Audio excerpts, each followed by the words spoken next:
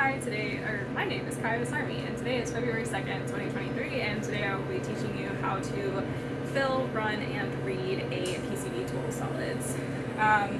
So first, you'll have your PCB tubes, which are your hematocrit tubes, which fill based on capillary action. You'll have your refractometer to read it, clay, some pin wipes just for cleanliness, and of course your blood. You can do it on a green top or a purple top, or from a direct stick, but you have to use the hepridized red PCB tubes.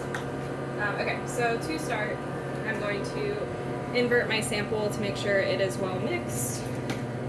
I will grab one of my capillary tubes, and so what you'll do is you'll put your hematocrit horizontal, and you will put it in your blood tube.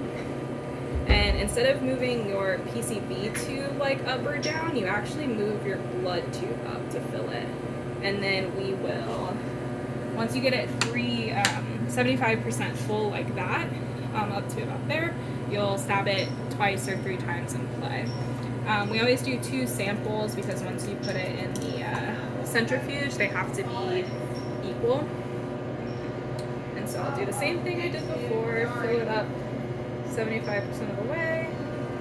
We will jab it twice. In order to make it so the blood doesn't flow out when you put it in the clay too, you kind of do it like a straw, and you'll put your finger on the end of the PCB tube so it doesn't just fall through. So next, just for cleanliness, I'll take a pin wipe, pull them both out, and I will clean them off so they will be more easily read at the end because you'll have dried blood on them and it's harder to see the clarity of the serum. Throw that away. Alright, so then both of your tubes will go in a hematocrit centrifuge. So you will put them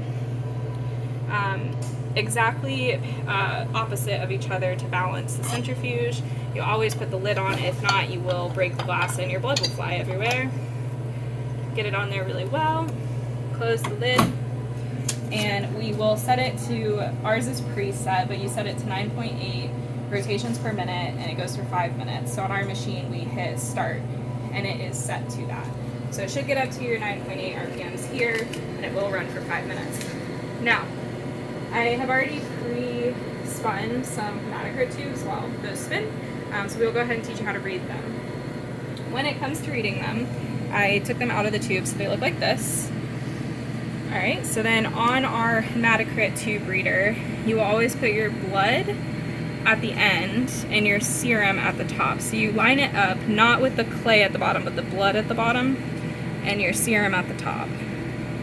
So I'll line this up to the best of my ability, and then you will find to where they meet. So where these meet is at 55%. So the blue line here leads us to 55.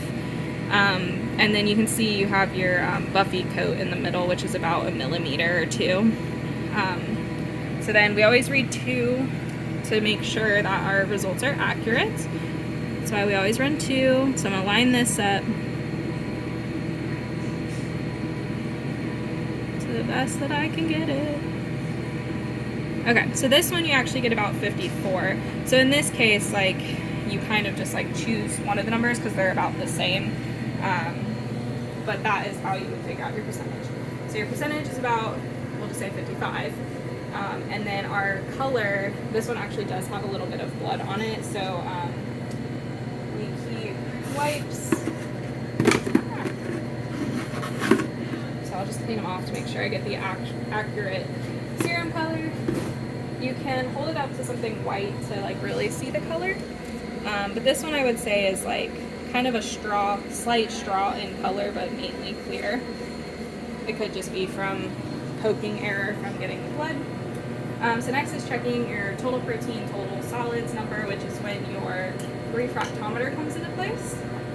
So on these guys, you lift up the screen, you'll take your PCB tube here, and then what you'll do is you'll line up your fingers with your serum and your blood, and you go a little bit above your blood with your thumb, and then you're gonna push it away from you. So then you get a clean break with no blood in it, with no red blood cells. So then I like to put it with the non-broken side at the bottom because I will have less chance of getting glass. I'm going to face it down towards my screen, and then I don't press it onto the glass because it can break the screen, and so I'm just going to hit my wrist and try to aim for the serum to get onto the screen. So then I will close my screen and it should cover, and then from there I will look towards the light in my refractometer, as that is how they work, and this one is 8. So we have a PCV of 55%, a total solids of 8 with a slight straw color serum. And then again, with cleanliness, you always clean your refractometer, and you should only use like microscope slide wipes or like kit wipes for it. And again, we always do double. So again, I will just do the same process just to double check our results. So I do the same process, check it, and again I got 8. So then that patient again, 55, 8, and a slight straw. And that is how you run and read a PCV total solid.